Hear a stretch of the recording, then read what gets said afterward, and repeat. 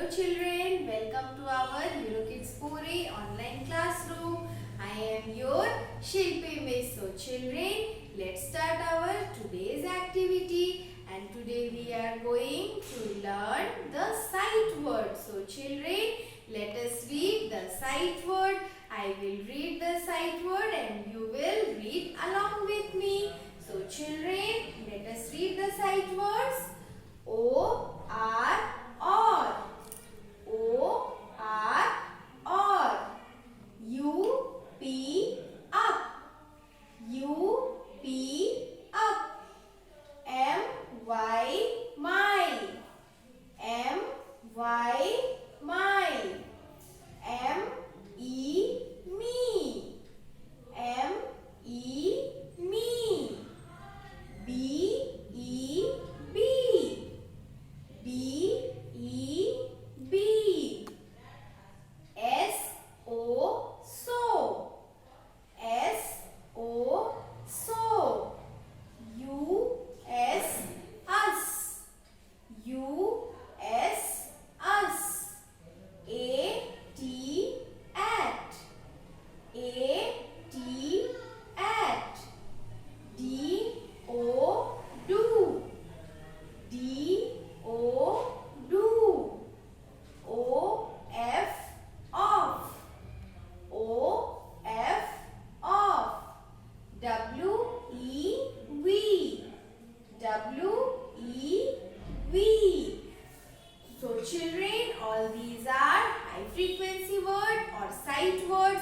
So children, you have to learn all these sight words, and children, you have to practice these words, and children, you have to find these words in your storybooks. You can also find these words in the newspaper or magazine. So children, you have to learn these words, and now children, we will move towards our next activity.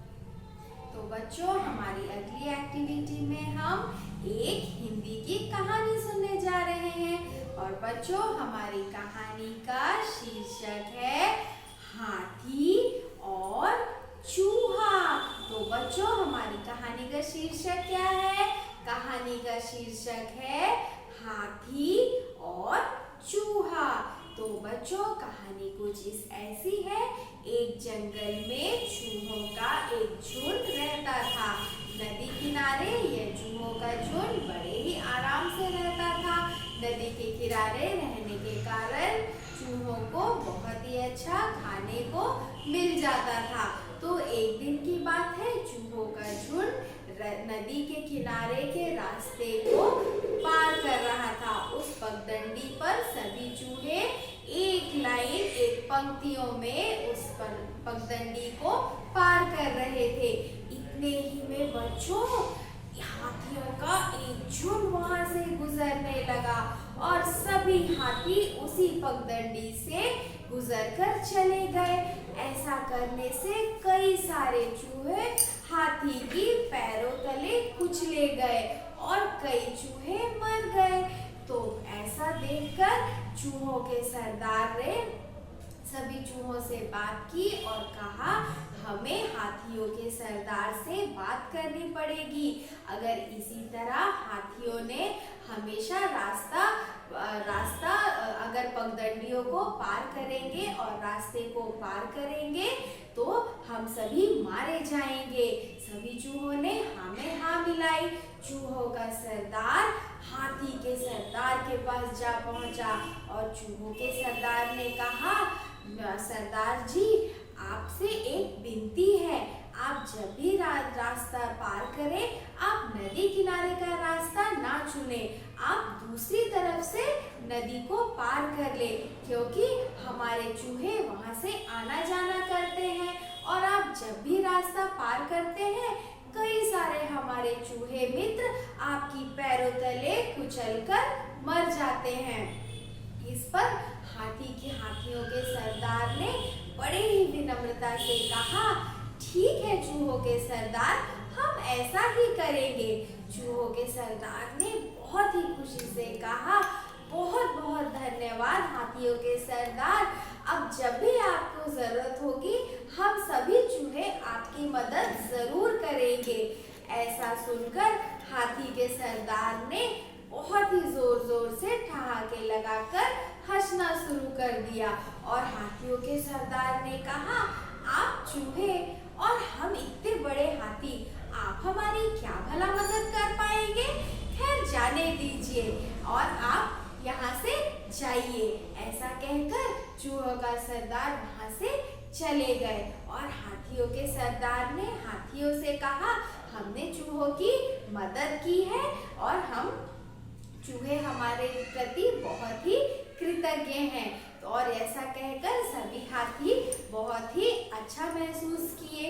उसके कुछ दिनों बाद हाथियों का झुंड दूसरे रास्ते से रास्ते को पार कर रहा था और आगे जाकर शिकारियों ने जाल बिछा रखा था और उस जाल में सभी हाथी फंस गए और हाथियों ने चिल्लाना शुरू कर दिया। हाथियों की आवाज सुनकर चूहों के सरदार ने कहा, सभी साथी चूहे खबरदार हो जाएं, ये तो हमारे हाथी मित्र की आवाज है, लगता है हाथी कोई मुसीबत में है। ऐसा देखकर ही सुनकर ही सभी चूहे हाथियों को खोजने जंगल में निकल गए।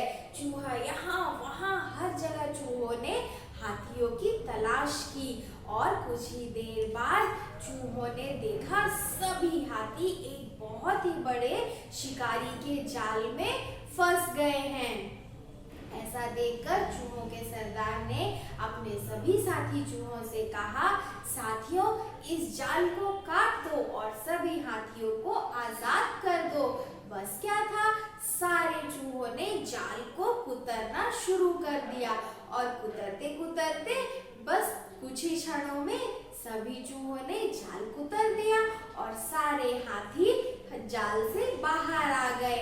इस वक्त हाथियों के सरदार को महसूस हुआ, कोई भी छोटा नहीं होता, हमें कभी भी किसी की भी मदद लेनी पड़ सकती है। और हाथियों के सरदार ने बड़े ही विनम्रता से चूहों के सरदार को धन्यवाद कहा और दोनों बहुत ही अच्छे दोस्त बन गए। तो बच्चों इस कहानी से हमें क्या सीख मिलती है?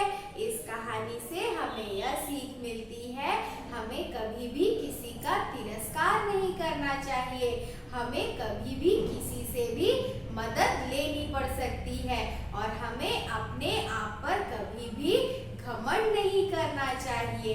तो बच्चों इस कहानी से जो आपको शिक्षा मिलती है, इस शिक्षा को आप अपने जीवन में लागू करें। और बच्चों अब तो कहानी भी खत्म हो गई, तो हम थोड़ी सी हिंदी पढ़ेंगे। तो हिंदी पढ़ने के लिए आपको अपनी हिंदी की किताब निकालनी है। आओ व्यंजन सीखें और इस किताब की पृष्ठ संख्या 75 को खोलेंगे। सभी बच्चों ने अपनी किताब खोल लिए हैं, तो बहुत ही अच्छे बच्चों। और आज हम सीखने जा रहे हैं हिंदी व्यंजन अक्षर ह। ह से हथौड़ा, ह से हथौड़ा, ह से हलवा, ह से हलवा, ह से हवाई जहाज, ह से हवाई जहाज, ह से हथेली, ह से हथेली, ह से हल, ह से हल। तो बच्चों यह है हिंदी व्यंजन अक्षर ह और आपको इन सभी शब्दों को याद करना है और इनका अभ्यास करना है। तो बच्चों अब हम जाएंगे पृष्ठ संख्या 77 पर। तो बच्चों यहाँ पर आपको क्या करना है, सही अक्षर को चित्र से जोड़िए। श से शरबत, श से षटकोण, स से सपेरा, ह से हाथी। तो बच्चों इस तरीके से आपको इस पृष्ठ को पूरा करना है। और बच्चों तो हम मिलेंगे आपकी अगली कक्षा में। बाय बाय बच्चों।